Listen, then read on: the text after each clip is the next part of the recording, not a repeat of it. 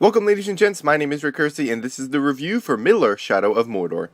I pride myself on how well versed I am with the lore of Middle-earth. Being such a big Lord of the Rings fan, I was very much looking forward to Shadow of Mordor to take me back into the mystical world I love so dearly. And while the game does deviate from what is considered to be canon, I was very impressed with the gameplay experience. Shadow of Mordor was built around the Nemesis system, a system that brings a very unique form of life to the game's enemies. To give a better idea of what this system is all about, I figured it could best be told through a story. While attempting to gain an agent in the enemy army, I went after an orc captain named Ratlug who was in the process of executing another captain by the name of Tugog. Dominating Ratlug's mind allowed for Tugog to escape death. After making Ratlug a war chief, I decided to have him and his followers challenge another war chief. During the battle, I encountered another orc captain by the name of Ratanak, who survived the battle after the death of his master, the war chief I had sent Ratlug to kill. The war chief that replaced the now dead one was none other than Tugog, the orc that avoided execution at the hands of Ratlug. Not wanting Tugog in the picture any longer, I decided to go after his closest ally, Ratanak, and put him under my control. I ordered Ratanak to kill Tugog and take his place as the new war chief. You see, the game isn't just about killing orcs, it's really about creating these rivalries and stories. It's something I never experienced before in a game. The connection I had with these orcs was truly in-depth. I had history with them. One random orc grunt was able to kill me, which propelled him to become a captain himself. After evading me on my path for payback so many times, I was able to finally catch and kill him, only to have him return for vengeance bearing the scars from our previous encounter. The way I look at Shadow of Mordor is almost like a board game. You establish your pieces, have them overtake other pieces to put yourself in a more powerful position. You'll be dominating orcs, having them kill each other, betray each other, issuing death threats, or just gathering intel to find out the strengths and weaknesses of your next target. I felt empowered by this system, like the decisions I was making was shaping the very outcome of a civil war inside the land of Mordor.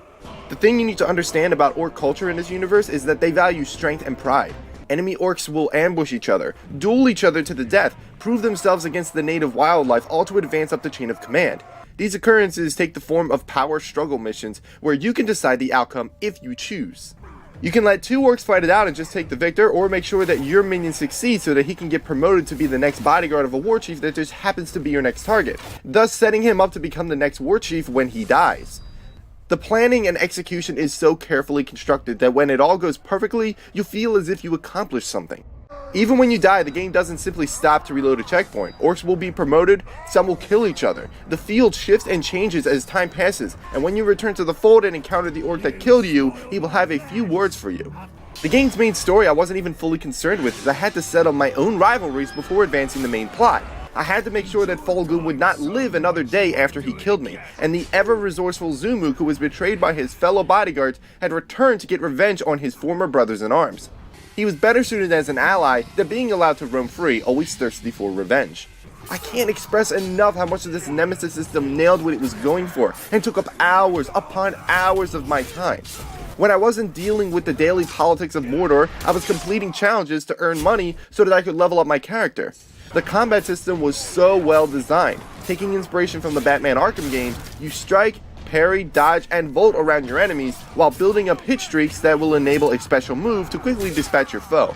In addition to the good combat system, the animations look so smooth, and the abilities that you unlock really make you feel powerful. From teleporting across the map with a shadow strike to unleashing a flurry of strikes, you feel nearly unstoppable.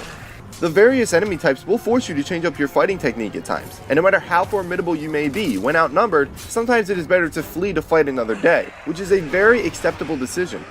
The game is basically the love child of the Arkham games and the Assassin's Creed games, with the combat of Arkham and the navigation of Assassin's Creed. Pretty much every structure can be scaled and scattered around the world are towers that, when unlocked, will reveal a portion of the map and also unlock a fast travel point.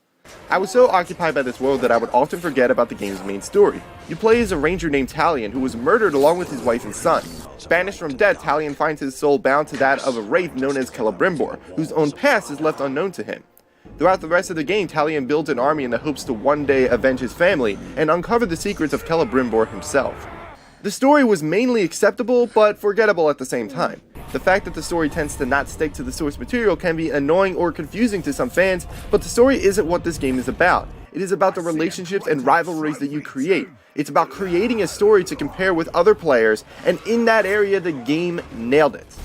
Middle-earth Shadow of Mordor delivered where it mattered. It possesses a truly unique experience, and I really hope to see this return even better in later titles. Whether you are a fan of the universe or not, Shadow of Mordor is without a shadow of a doubt a game that everybody needs to play. Thank you guys for watching, and I will see you next time.